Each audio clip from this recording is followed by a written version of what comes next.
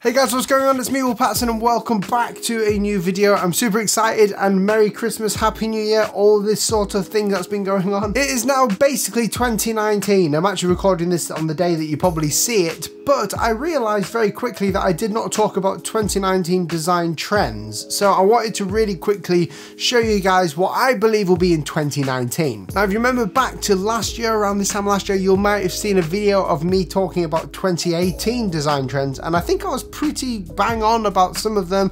Some of them haven't come to pass, so you're just gonna have to see them this year, hopefully, or they may not even happen. But this year, I'm gonna be showing you all of the trends this year that you guys should know about, need to know about, or if you're just curious about knowing what graphic design trends are. But just before that, I just wanted to say a huge shout out to Squarespace for sponsoring this video. I'm going to talk a bit more about Squarespace later on in this video, so if you need a website or anything else, stick around to the end of the video and I'll be telling you even more about how you can get yourself a really cool website that looks professional. Okay, so the first trend is 3D design and typography design. So this is very similar to what I spoke about last year when I talked about doing 3D typography, and it has taken off, but I think there is still room for improvement in the sense of I still think there's room that people are going to be doing different things. Now, we've already seen in the past year that people are doing 3D design, and that is pretty evident online where people are using modeling software to create models of different abstract things, which brings me on to another one later on. But abstract 3D design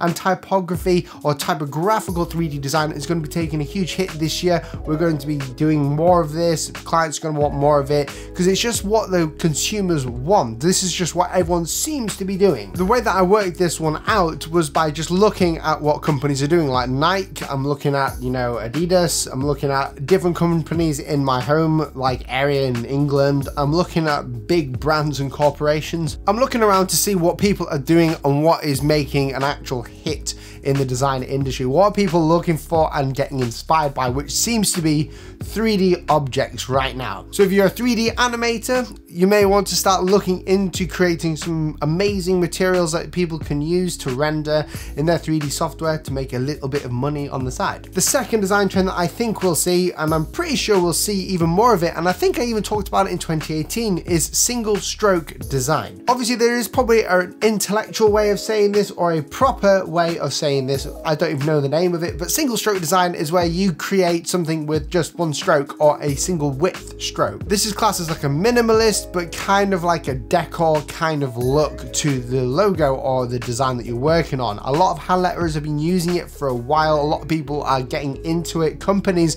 are starting to take this less as an art style and more as a design style, and they're using it more and more and more. Do I think we'll see this in major brands or shops? I do not know. I don't think so. But what I will think we'll see is like on album art covers, we'll start to see more of the single stroke or the single width or single lines being used because of the simplicity and minimalism. And it also goes back to the age of when we were doing vintage work, but instead of using different line weights, we start using monoline, which is basically what it's called, and that's in the typography scene. But in design, icon design, logo design, it's taking a huge thing of using bold strokes to create a really cool icon or something like that. The third design trend that I think we'll see this year is poly abstract shape design, and I don't know the real word for this. This is just my predictions, and I was pretty right last year. Poly abstract shape design is where we're going to be using poly shapes, so things with 3 shapes, like triangular, hexagonal, whatever you want to call it. I'm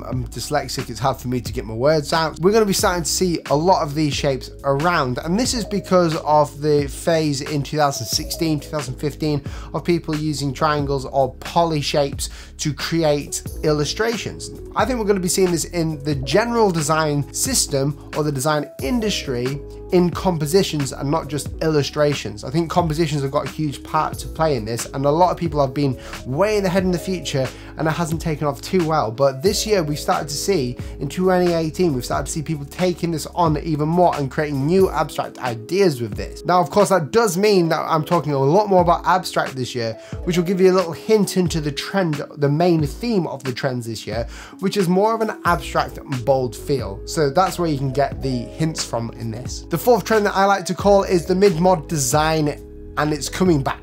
Modern design is a huge thing. It's full of vibrance, it's full of colors. I'm going to show you some images of a guy that I know does amazing illustrations with this. Well, designs are going to be using this a lot more, and that goes with the composition, the layout, and the colors and the art style. Now, designers use this to perform a certain message, but in the trend aspect of design, this is going to be used even more. It's going to be used in conjunction with products and like packaging and bringing it back to the mid-modern times. This is just after the psychedelic sort of look, so we're going to be looking at, you know, cool abstract colors, things that are going to be taking off this year, you know, oranges, blues, greens, really high saturated colors, not pastel colors, but these amazing colors with really complementing the background of it. And there's so many examples, and I'm going to show you on the screen here. The number 5 is subtle modern gradients. Now, I've been using this a lot in the past year, and that's because I believe that subtle gradients can make a huge difference to a logo.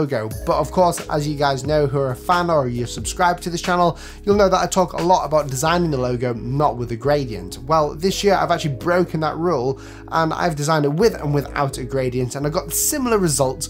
But gradients are a huge part of logos now and a huge part of designs, and this means that using blues and pinks and like yellows and reds and things of that nature, creating a really nice gradient with opposite colors in the spectrum. We're using this to give more depth and a more futuristic look. Now, it's just the way that trends are. I'm not too sure why this one's happening, but I'm sure it's because a lot of social media is picking this up and trying to create something that pops out of the screen more. And if we remember and we're looking back at the year, the App Store has had loads more apps on there, and that App Store, on the Apple App Store anyway, is like a huge competitive marketing ground where people need to entice people in to buy that app or download that app or to create a micro purchase. So these gradients are really effective in small levels, especially when it's on a white or a black background. Gradients can really draw the eye in and can really punch in to the person who's looking at it. It's the difference between someone seeing something and not seeing something. The 6th trend, I think it's number 6,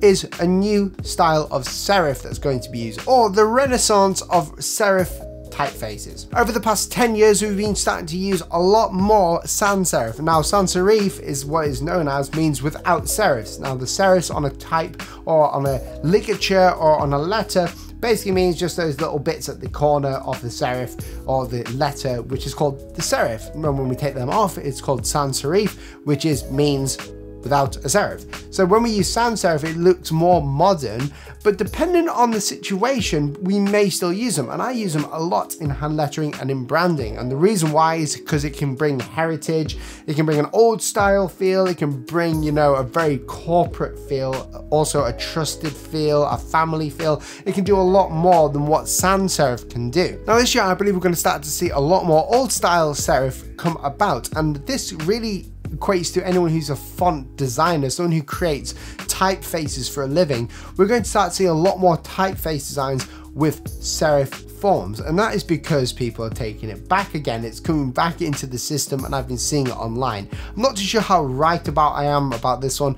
Maybe it's more of a hope that I see serif forms come back in, because I'm a huge lover of serif forms. But I would 100% love this to come back in the whole scene. For me and anyone else who is an avid lover of typography, as you should be if you're a designer, the serif typeforms are really beautiful, and they can really speak out to the person who's viewing the work that you're giving. And I think it's something that is going to be evolving over this next year with a new style of serif. Let me know your thoughts on that one below. It'd be quite interesting for me to know. And the last trend, which is number 7, the final one, is very bold typographic styles. Now, last year I talked about liquid effect, and that didn't really take off, and I've got to be honest with that. It didn't really take off how I thought, and it became less than a liquid effect in typography and more of an actual liquid effect in composition with background ornaments of a design. But this year I am pretty certain we're going to start to see more what is known as display typefaces being used. A display typeface is something that's very bold, thick, that you can like plaster on a wall so that you can get the attention of people. It's normally used in shop windows,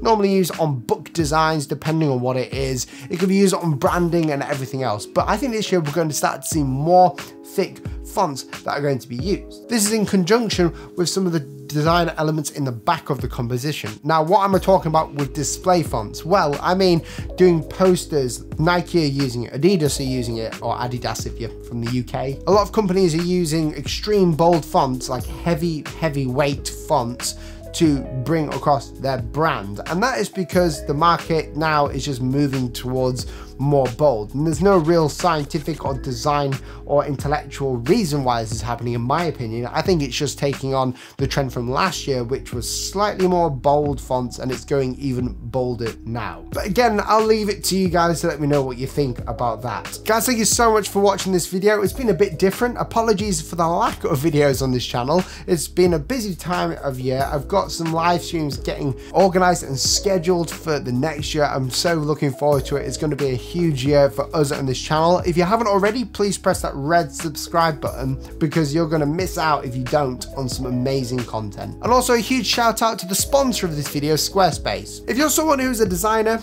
or you're someone who writes a blog, or just needs a website for any reason to sell products or whatever, then you should get a Squarespace website.